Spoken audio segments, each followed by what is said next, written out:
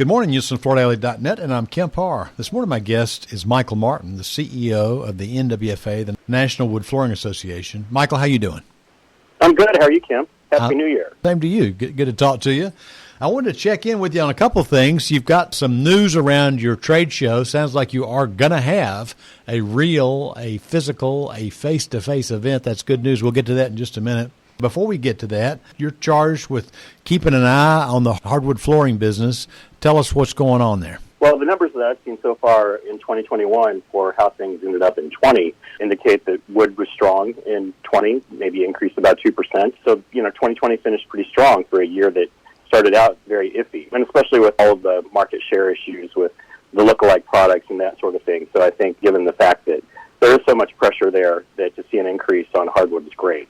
Well, this is good news. Let me just tell you what we're hearing. We haven't heard the hardwood numbers yet, but we're hearing that potentially the residential market is up 2%, but the commercial market is down. So when we cast our recap of 20 versus 19, I know the market's going to be down. So if the hardwood business is up 2, then that means maybe a little bit of share take versus some other products. A couple of the things you've been up against, even this year I've been out and I've heard several of the major pitches from some of the bigger companies, and they're talking about waterproof. They're talking about looks like wood. So, there's still a lot of new products coming out that are in competition with the real thing, right? Oh, sure. Nothing's changed that made it go away. The lookalike product has been there from the time that laminate came into the marketplace. So there's always been something that was imitating wood. And so for us to see the numbers after all the conversation is encouraging. I know it's different at different price points. Some people just want a floor. Maybe they're tearing out something that's ugly and they're putting something else in and they can only afford certain things. But maybe in the middle to upper end, the consumer's looking for made in the USA. They're looking for real. They're looking for authentic. And hardwood fits right into that pretty well, doesn't it? Oh, yeah. People, once they realize the sustainability story and all of those things that, show up in the design world as mattering. We still know that the consumer, when it comes down to it, they're making a decision based on price. But if they can afford it or they look at it as an investment, they're going to be in their home a number of years. There's no other choice but hardwood. There's a reason everything else looks like hardwood. All right. Before we get to the trade show, give us a quick update on what's going on with your whole campaign around real wood and real life. What's going on there? Anyone who wants to promote the value of hardwood has the opportunity to use our consumer campaign toolkit, where there are ads and logos and all kinds of social media posts, things that are prepared. This year we'll be adding some videos that people can use on social media that are generic, going back to the value proposition of wood and being able to promote that out to the consumer. Yeah. Listen, I've talked recently to at least 2 or 3 of your members that focus on selling hardwood.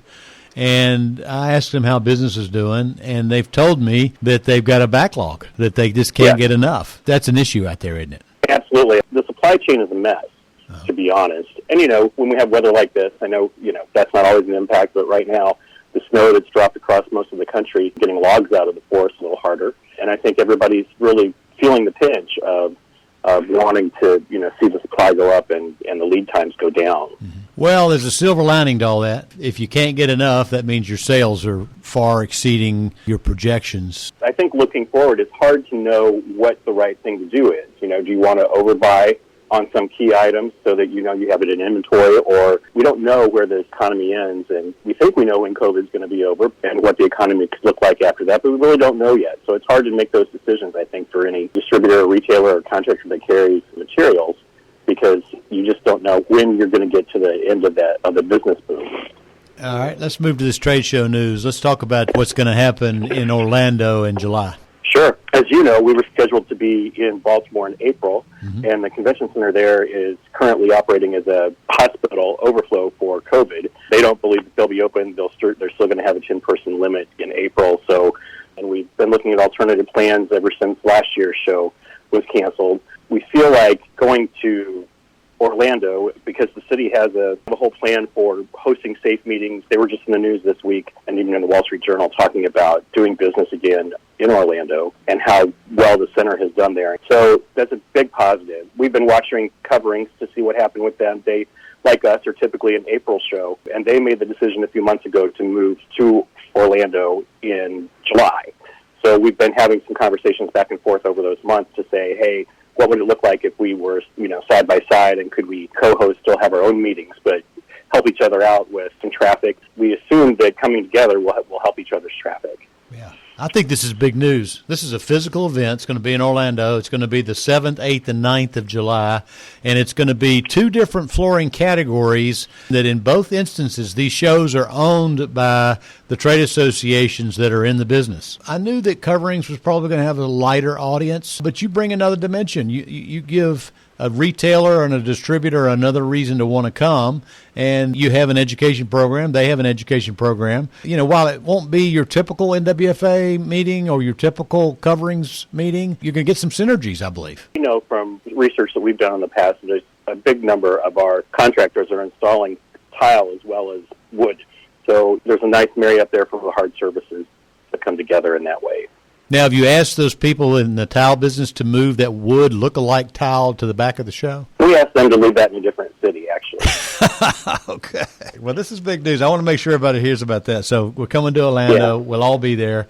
It's going to be July 7th, 8th, and 9th. And I will tell you, Kemp, we are seeing a pent-up demand for in-person meetings and networking. And, we do about 30, 35 training events a year, too. And so we had canceled all of those last year. We came out with a fairly aggressive training schedule for 2021, because we know now how to host a safe meeting. And so far, we've done really well. We've got a couple of schools that are about sold out, and then we had to cancel one that was probably a little bit too early weather-wise for where we were going to host it. But other than that, those training events are coming along pretty well, and people are excited to, get back into training.